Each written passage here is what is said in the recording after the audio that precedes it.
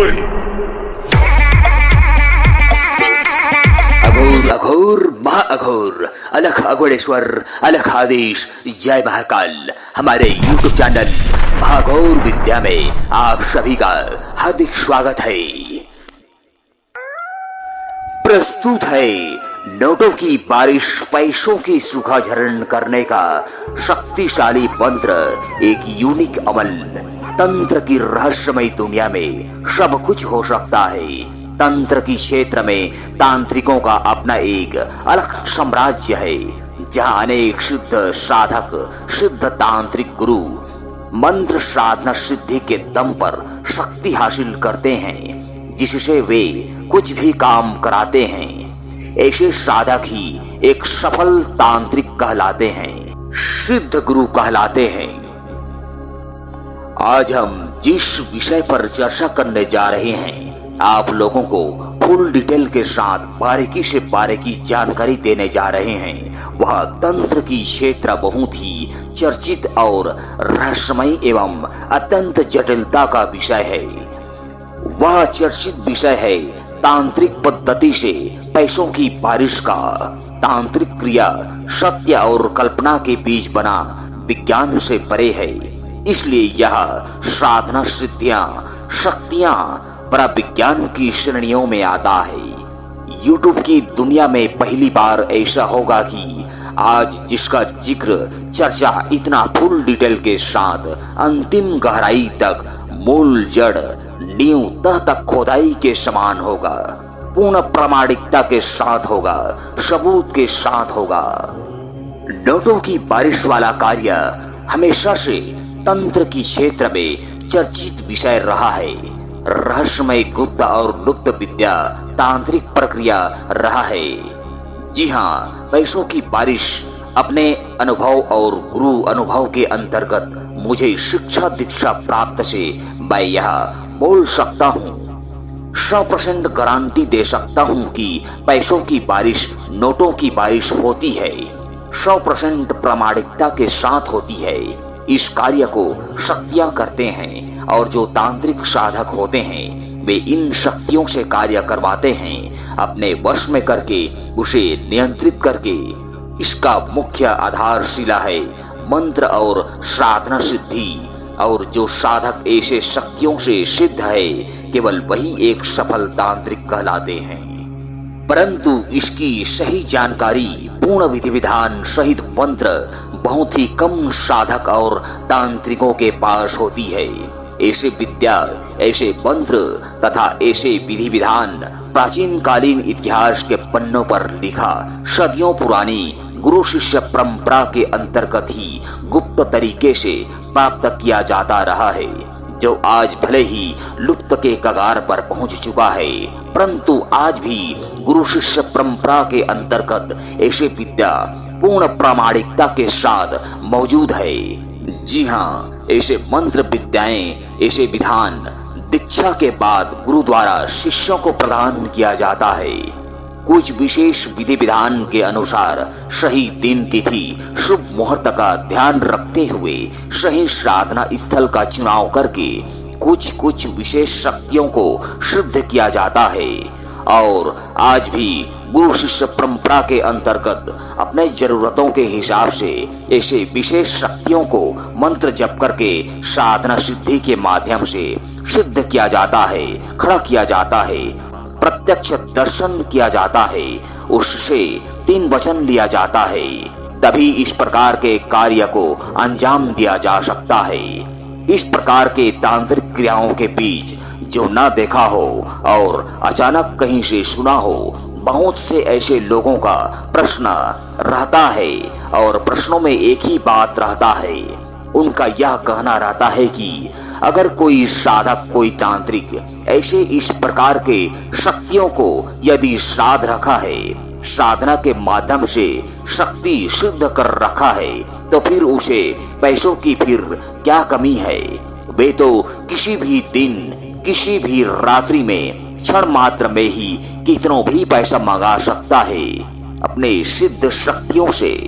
और यदि ऐसा है तो फिर वे किसी के लिए भी मंगा सकता है। ओ तो फिर चलता फिरता एटीएम मानव है जो करोड़पति होगा, अरब खरबपति होगा, यानी कि अर्थव्यवस्था मजबूत है, तो फिर भी ऐसे तांत्रिक किसी औरों के कार्य के बदले पैसों की बारिश वाला प्रक्रिया में मदद करने के बदले शुल्क के रूप में, फीस के रूप में, दक्षिणा राशि के रूप में आम इंसानों से पैसे क्यों लेते हैं? तो इसका उत्तर बहुत ही सरल और सहज है और एक ही जवाब है, सीधा सा। अगर आप आध्यात्मिक मार्ग से जुड़े हुए हैं या तंत्र मंत्र साधना क्षेत्रों की थोड़ी सी भी जानकारी रखते हैं तो आप सब जानते ही होंगे कि शक्तियां वचन के अनुसार ही चलते हैं। हर शक्तियों की एक सीमा होती है और वे उस सीमा से परे नहीं जा सकती। कोई भी शक्तियां किसी भी तांत्रिक मांत्रिक साधकों का एकदम से गुलाम नहीं बनना चाहते, अतः वे आपसे सिद्ध तो हो जाएंगे और आपको 3 वचन भी दे देंगे, परंतु वहीं वे आपसे भी कुछ ना कुछ शर्तों के साथ कम से कम 1 वचन तो ले ही लेंगे। इसी में आप फंस जाते हैं, यह उनका हक है। अतः आपस में आपके और उनके बीच जो भी वचन रहता है वे उसे ना खुद तोड़ते हैं और ना आपको भी तोड़ने देते हैं। तोड़ने पर सिद्धि पुनः खत्म हो जाती है। इस प्रकार से जो साधक और शक्तियों का आपस में वचन रहता है वह हमेशा गुप्त ही रहता है और यही बात गुप्त के कारण ही लोगों की समझ में नहीं आ पाता। यह सत्य है। वहीं साधना के क्षेत्र में जो साधक लोग, जो तांत्रिक लोग इस अध्यात्म की क्षेत्र में बहुत आगे तक पहुंचे हुए हैं, वे लोग सिर्फ भौतिक सुखों के लिए साधनाएं नहीं करते हैं, बल्कि उनका उद्देश्य केवल और केवल साधना को पूर्ण करना, सिद्धियों को प्राप्त करना और प्राप्त करी हुई सिद्धियों द्वारा, शक्तियों द्वारा और अनेक रहस्यमय चीजों को जानना, सत्य को परखना, गुप्त से गुप्त ज्ञान अर्जित करना होता है। लेकिन कुछ साधक, कुछ तांत्रिक ऐसे भी हैं जो केवल भौतिक सुखों के लिए ही सिद्धियां प्राप्त करते रहते हैं। उनका उद्देश्य अलग रहता है, जिसके अंतर्गत वे लोग कार्य करते रहते हैं। इस प्रकार से बहुत से ऐसे तांत्रिक लोग हैं, साधक लोग हैं जो अपने सिद्धियों के दम पर शक्तियों से आम लोगों के लिए तो कुछ भी कर सकते हैं, बड़े से बड़ा कार्य को अंजाम दे सकते हैं, परंतु वहीं उसी सिद्धि शक्तियों से अपने लिए कुछ भी नहीं कर सकते। अपने लिए कुछ करने के लिए उन्हें लोगों से शुल्क लेना पड़ता है, फीस लेना पड़ता है, या फिर अपना खुद का कोई बिजनेस करना पड़ता है या जॉब करना पड़ता है। इसका मुख्य कारण है सिद्ध शक्तियों के साथ वचन, जिससे लिया और दिया जाता है। जब वे शक्तियां सिद्ध हो जाते हैं और सिद्ध होने के बाद जब वे साधक तांत्रिकों को 3 वचन देते हैं तो उसके बदले वे कुछ शर्त भी रखे रहते हैं। शक्तियां कुछ शर्तों के साथ 1 वचन लिए रहते हैं, उसी के दम पर वे कार्य करते रहते हैं। इन सिद्ध शक्तियों के साथ तांत्रिकों का ऐसा भी नहीं है कि केवल लोगों के भलाई के लिए सब कुछ किया जा सकता है और अपने लिए कुछ भी नहीं कर सकते। ऐसा कदापि नहीं है। अपने फायदे के लिए भी किया जा सकता है, लेकिन ये साधक पर निर्भर करता है कि इन शक्तियों से क्या चाहिए, कि अपने केवल भौतिक सुखों को पूर्ण करने की आशा है या फिर जन कल्याण करने की। इस प्रकार अगर उसका उद्देश्य सही है, उसे नोटों की बारिश करना चाहिए होता है, भौतिक सुख चाहिए होता है, तो उसी उद्देश्य के साथ कार्य कर सकता है। इसमें इन सिद्ध शक्तियों का यही शर्त रहता है साधक तांत्रिकों के लिए कि जब पैसों की बारिश वाला कार्य 5 बार या 7 बार या 9 बार आम लोगों के लिए भलाई के लिए कर दिया जाए, उसके बाद अपने लिए भी पैसों की बारिश वाला कार्य को अंजाम दिया जा सकता है। तब तक कोई भी सिद्ध तांत्रिक उस पैसों को अपने लिए यूज नहीं कर सकते। यह शक्तियों का शर्त रहता है, अन्यथा सिद्धियां जाता रहेगा। तब तक लोगों से शुल्क के रूप में, फीस के रूप में पैसे लेकर अपना जीवन यापन करना पड़ता है। यही नियम धर्म शर्त साधक तांत्रिकों के साथ शक्तियों का बंधा रहता है। बस सिद्ध शक्ति इसी शर्त के साथ अपना कार्य को साधक तांत्रिकों के ऊपर थोप कर अंजाम देते रहते हैं। यही कारण रहता है कि कोई भी तांत्रिक मांत्रिक साधक आम लोगों से कार्य में पैसों की मांग करता है। इस प्रकार से पैसों की बारिश वाली कार्य के लिए सिद्ध की जाने वाली शक्तियां बहुत ही अलग अलग रूपों में सिद्ध की जाती है। कुछ सिद्ध शक्तियां पैसे केवल ला सकती हैं, परंतु उसे रोक नहीं सकती, तो वहीं कुछ शक्तियां पैसा लाती भी हैं और रोक भी देती हैं, लेकिन समय का बंधन लगाकर उस पैसों को रोकती हैं। जैसे कि वह पैसा आपके पास कुछ घंटे के लिए ही रहेगा या कुछ दिनों के लिए ही रहेगा, उसके बाद वह पैसा अपने आप वापस चला जाएगा। यह बहुत ही अनसुनी अनकही रहस्यमय बातें हैं। यह सत्य है, ऐसा होता है। सिद्ध शक्तियां ऐसा करते हैं क्योंकि उन शक्तियों पर भी समय का पाबंद बंधा रहता है। उनका भी सीमा है जिसको वे पार नहीं कर सकती। पर ये सिद्ध शक्तियां कुछ न कुछ आधार पर पैसों की बारिश वाला कार्य को करते जरूर हैं। जैसे कोई तांत्रिक यदि नींबू ऊपर उठा देता है तो उस पर भी नोटों की बारिश करना, या कोई तांत्रिक तेल कड़ाही बंधन कर देता है तो उस पर भी नोटों की बारिश करना, या कोई तांत्रिक यदि पेड़ से पत्ते गिरा देता है तो उस पर भी नोटों की बारिश करना। वहीं कुछ सिद्ध शक्तियां बिना किसी आधार के ही केवल धूप दीप खुशबूदार इत्र के दम पर कुछ विशेष भोग प्रसाद से खुश होकर नोटों की बारिश भी कर देते हैं, जिसको शुभाचरण बोलते हैं। बिना किसी आधार इस सिस्टम से भी नोटों की बारिश किया जाता है। अतः इस प्रकार से अलग अलग तांत्रिक अलग अलग साधक अपने अपने हिसाब से सिद्धि शक्ति से अलग अलग जगहों पर अलग अलग क्षेत्रों में इस क्रिया को करते रहते हैं। प्राचीन कालीन इतिहास में इन सिद्धि शक्तियों को सिद्ध गुरु, सिद्ध महापुरुष, ऋषि मुनिया, ज्ञानियां कुछ और कार्य के लिए किया करते थे। जैसे कि वे लोग पहाड़ पर्वत बीच जंगल में बैठे हैं और भूख प्यास लग रही है तो उस सिद्धि शक्तियों से भोजन पानी मंगाया जाता था।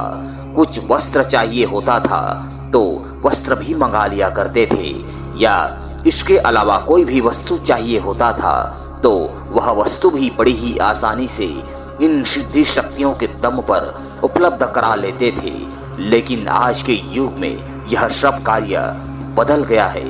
कुछ तांत्रिक, कुछ साधक, कुछ लोगों ने अपने फायदे के लिए इन शक्तियों की रूप रंग और साथ ही साथ उनके कार्य शैली, समय सीमा आदि सबको बदल कर रख दिए हैं, जिसे सुन सुनकर देखकर लोग पागल हुए जा रहे हैं। इस प्रकार पूरी दुनिया ऐसे तांत्रिकों के पीछे भाग रहा है और बर्बाद हो रहा है। परंतु यह सब गैर कानूनी है। इस तरह की क्रिया को न ही सरकार की मंजूरी है और न ही कोई सिद्ध गुरु अपने शिष्यों को समाजों के बीच जाकर कार्य करने की आदेश देते हैं। सिद्ध गुरु शिष्य परंपरा से हटकर जो तांत्रिक मांत्रिक साधक होते हैं, केवल वही लोग इस क्षेत्र में नाम कमाने के चक्कर में पड़े हुए हैं, दुनिया में हल्ला मचा रहे हैं। यह एक प्रकार का विद्याओं का गलत इस्तेमाल हो रहा है। आज हम इस सत्य ज्ञान, सत्य जानकारी को जनहित जन कल्याण हेतु इस विषय पर चर्चा करके मंत्र विद्या को पूर्ण विधि विधान सहित बतलाने जा रहे हैं। नोटों की बारिश वाला कार्य में 3 चरण होते हैं, जिसको 2 या 3 तांत्रिकों द्वारा मिलकर इस कार्य को अंजाम दिया जाता है। पहला चरण होता है कोई भी शक्ति सिद्ध रूप से खड़ा करना, यह पहला तांत्रिक का काम है। और दूसरा चरण होता है उस सिद्ध शक्तियों को नियंत्रित करना, यानी पकड़ना, उस पर मंत्र जप करके नोटों की बारिश करना, यह दूसरा तांत्रिक का काम है। और तीसरा चरण है सिद्ध शक्ति द्वारा बारिश हुआ नोटों को बंधन करना, स्तंभन करना, मतलब रोकना। अन्यथा तो ऐसे नोट ज्यादातर कुछ समय के लिए ही रुकता है, बाकी गायब हो जाता है, जहां का तहां गायब होकर वापस चला जाता है। इस प्रकार से नोटों की बारिश का कार्य किया जाता है। परंतु ऐसा भी नहीं है कि यह तीनों चरण को एक ही तांत्रिक नहीं कर सकता। एक अकेला तांत्रिक भी इस कार्य को कर सकता है। इसलिए इस बिंदुओं पर मध्य नजर रखते हुए हम आज जो मंत्र, जो तंत्र क्रिया, साधना सिद्धियां, सिद्ध शक्तियां, पूर्ण विधि विधान सहित मंत्र, तांत्रिक प्रक्रिया बतलाने जा रहे हैं, वह सबसे हटकर एक यूनिक अमल है और अति सरल है, जिसमें किसी को भी डर नहीं है, कोई खतरा नहीं है। इस मंत्र को सिद्ध करने के लिए आप लोगों को कहीं बाहर जंगल, पहाड़, पर्वत, शमशान जाने की कोई जरूरत नहीं है। इसे केवल अपने घर पर किसी एकांत कमरे पर बैठकर किया जा सकता है और जब मंत्र सिद्ध हो जाए तो बड़ी ही आसानी से पैसों की बारिश वाला कार्य को अंजाम दिया जा सकता है। प्रस्तुत है मंत्र।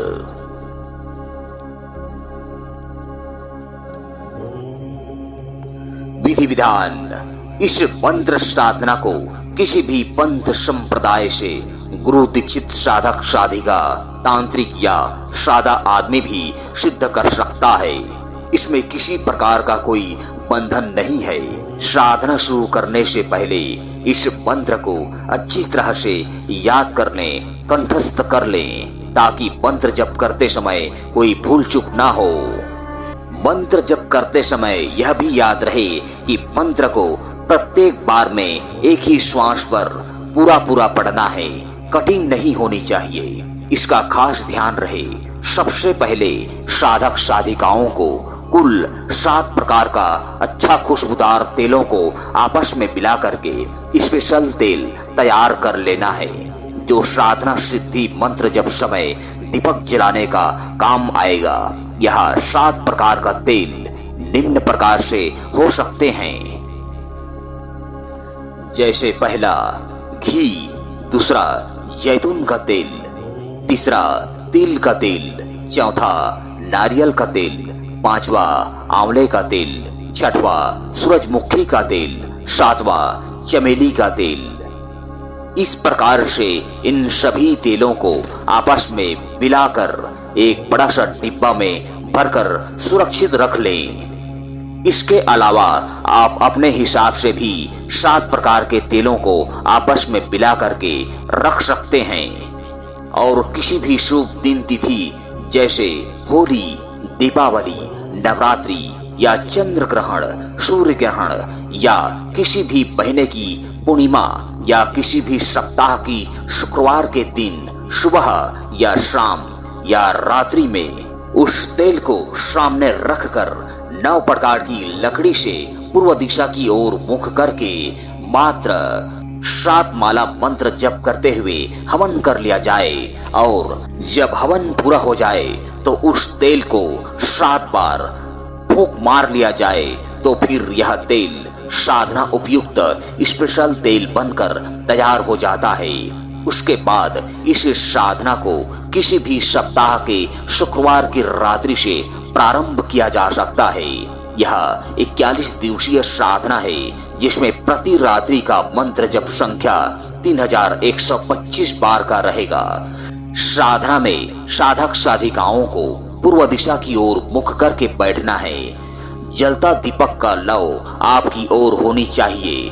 मंत्र जप के लिए रुद्राक्ष की माला या किसी भी माला का प्रयोग कर सकते हैं। सबसे पहले नीचे जमीन को लीप पोत कर साफ सुथरा कर लें और गंगा जल, गुलाब जल को छिड़क दें। फिर उस जमीन पर आटे से चौक पूर लें। चौका बनाने के बाद उसके ऊपर लकड़ी के एक बाजोट को रख दें और उस लकड़ी के बाजोट के ऊपर ही लाल या काला रंग का 1.25 मीटर कपड़ा को बिछा देना है। अब देवी चामुंडा के लिए आसन बनकर तैयार है। उसी पर मां चामुंडा देवी की एक फोटो को स्थापित कर देना है और उस फोटो की बगल में सामने अपने दायां राइट हैंड की तरफ में एक तांबे या पीतल की लोटा में पानी भरकर स्थापित कर देना है एवं उस पानी पर गंगा जल, गुलाब जल थोड़ा डाल देना है और उस लोटे के ऊपर ढक्कन या कटोरी भी ढाक देना है। उसके ऊपर एक स्वास्तिक का निशान सिंदूर या कुमकुम या रक्त चंदन से बना देना है। इसी प्रकार से अपने सामने बायां साइड लेफ्ट हैंड की तरफ में भी एक तांबे या पीतल की लोटा में जिसमें काला तिल भरकर स्थापित कर देना है एवं उस लोटे के अंदर काला तिल के साथ साथ एक जायफल, एक हल्दी की गांठ और 2 लौंग, 1 इलायची भी डाल देना है। फिर उस लोटे के ऊपर भी ढक्कन या कटोरी ढाक देना है। उस पर भी स्वास्तिक का निशान सिंदूर या कुमकुम या रक्त चंदन से बना देना है। अब सामने उस चामुंडा देवी की फोटो की सीध में अपने सामने एक दीपक स्थापित करना है। यह दीपक स्टैंड वाला तांबे का हो सकता है या पीतल का हो सकता है या मिट्टी का भी हो सकता है। उस दीपक में रुई की बाती बनाकर रखना है।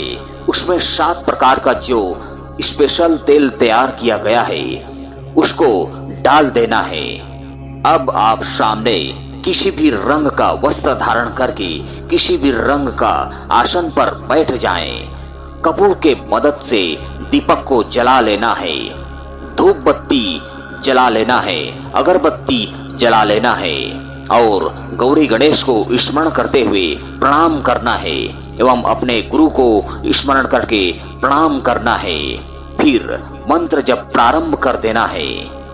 पूरी मंत्र जप प्रक्रिया में दीपक जलते रहना चाहिए। यह खास ध्यान रहे, दीपक बुझनी नहीं चाहिए और अगर बीच में दीपक का तेल कम पड़ जाए तो पुनः उस दीपक पर तेल को डाल सकते हैं। इसी प्रकार से अगरबत्ती, धूप बत्ती को भी मंत्र जब बीच बीच में जलाते रहें। इस प्रकार से साधना काल में वातावरण को सुगंधित रखे रहें। अच्छा खुशबूदार इत्र का प्रयोग भी कर सकते हैं, छिड़काव कर सकते हैं। शक्ति के लिए 5 या 7 बंगला पान पर प्रत्येक बंगला पान पर लौंग इलायची डाल दें और प्रत्येक बंगला पान पर 5 या 7 प्रकार का मिठाई भी डाल दें। इस प्रकार से गौरी गणेश और गुरु के नाम से भी कोई सा भी फल को चढ़ा सकते हैं, अर्पित कर सकते हैं। प्रत्येक रात्रि में पूरे 41 दिनों तक जब भी मंत्र जप 3125 बार जब पूरा हो जाए तो कोई भी भूल चूक के लिए क्षमा याचना करना है। फिर गंगा जल या गुलाब जल का छिड़काव करके आसन से उठना है। शांत करने के बाद ही आसन से उठना है। इस प्रकार से यही नियम धर्म विधि विधान सहित मंत्र जब साधना काल में भी और जब मंत्र सिद्ध हो जाएगा तो प्रत्येक बार कार्य में भी इसी तरीके से रहेगा। इस विधि विधान के साथ यह मंत्र साधना 41वें दिन सफल हो जाता है। अंतिम 41वें दिन शक्ति का दर्शन भी हो सकता है और यदि दर्शन ना हो तो भी कोई फर्क नहीं पड़ता। स्वप्न के माध्यम से शक्ति आती जाती रहेगी और भी अनेक गुप्त रहस्यमय बातें हैं। साधक साधिकाओं को साधना बीच अनुभव जो भी होता रहेगा उसे हमेशा गुप्त ही रखना है। किसी और को कभी भी शेयर नहीं करें गुरु के सिवाय। मंत्र सिद्ध होने के बाद नोटों की बारिश वाला प्रक्रिया में प्रयोग काल में इसी विधि विधान के साथ इस मंत्र का मात्र 108 बार जप किया जाएगा और फिर साधक तांत्रिक अपने हाथों से कुछ नोटों को हवा में उछालेंगे और फिर 3 ताली बजाकर बोलेंगे कि जितना चाहूं उतना नोटों की बारिश हो, पैसों की बारिश शुरू हो, और हाथों से इशारा करते रहें तो बस कुछ ही सेकंड में सरसर की आवाजें आना शुरू हो जाएगा। फिर उसी आवाजों के साथ पैसा गिरना शुरू हो जाएगा। इस प्रकार आप जितना चाहेंगे उतना नोट मंगा सकते हैं और जब आपका कोटा फुल हो जाए तो इस नोटों की बारिश को रोकने के लिए इस मंत्र को पुनः 7 बार पढ़कर रोकने का आदेश दें एवं जलते दीपक को बुझा दें और फिर अपने हाथों से रुकने का इशारा करें तो दीपक बुझते ही नोटों की बारिश रुक जाती है। अंत में कपूर जलाकर आरती लेवें और कुछ बूंदें गंगा जल गुलाब जल का छिड़काव कर दें तो शक्ति शांत हो जाती है। इस प्रकार से यह नोटों की बारिश वाला तांत्रिक प्रक्रिया सिद्ध और सफल हो जाता है। यही सूखाचरण का तांत्रिक विद्या कहलाता है। मंत्र सिद्ध होने के बाद इस कार्य को आप कितनों भी आदमियों के लिए कर सकते हैं जो गरीब तबके के लोग हैं, जिसको सचमुच में पैसों की बहुत आवश्यकता है। उन सभी के लिए आप कार्य कर सकते हैं। बिना किसी बंधन के आप कार्य करने के लिए आजाद हैं। परंतु जब भी आप लोगों के लिए नोटों की बारिश करना चाहेंगे उससे पहले उन सभी आदमियों के नाम को एक कागज के पत्ते पर लिखकर एक लिस्ट तैयार कर लें और पूजन पष्ट के दौरान उन सभी नामों को पुकार कर लेंगे। शक्ति को बोल देंगे कि इन अमुक अमुक के लिए मैं नोटों की बारिश करने जा रहा हूँ, मेरा यह कार्य सफल हो जाए। फिर अपने साथ साथ 2-4 व्यक्तियों को भी एकांत रूम में अपने साथ बैठाएं। पर यह भी ध्यान रहे उन सभी आदमियों को पूछ लें कि किसको कुत्ता ने पहले कभी काटा है या किसको जीवन में कभी हथकड़ी लग गया है।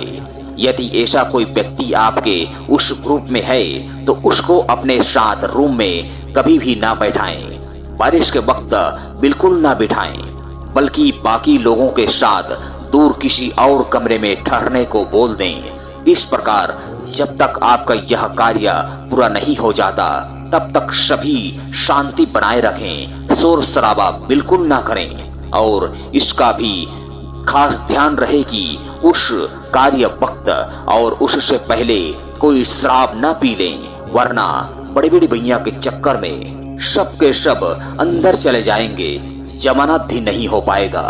कृपया इस बिंदु पर जो तांत्रिक साधक हैं ध्यान दें। इसलिए पहले से ही उस ग्रुप के मुख्य आदमी को बोलकर चेतावनी देकर रखें। इस प्रकार से अपना कुछ नियम धर्म शर्त अपना कर ही कार्य को करें, अन्यथा गलती होने पर कार्य को टाल दें, यही ठीक रहेगा। इस प्रकार से यह नोटों की बारिश वाला मंत्र साधना द्वारा सिद्ध शक्तियां सिद्ध होकर प्रत्येक साधक तांत्रिकों के लिए सफल कार्य लाइफ टाइम के लिए सक्षम है। इस मंत्र की सिद्धि उपलब्धि के बाद भी इस मंत्र को प्रतिदिन मात्र 108 बार पढ़कर चलाता रहें तो और भी अति उत्तम है। इससे शक्ति बरकरार रहता है। बाकी जो शेष छोटे मोटे बातें हैं सब साधक तांत्रिकों को अनुभव होता रहेगा। इस प्रकार से यह साधना सिद्ध और सफल कहलाता है। अतः आपका यह साधना सिद्ध और सफल हो। धन्यवाद।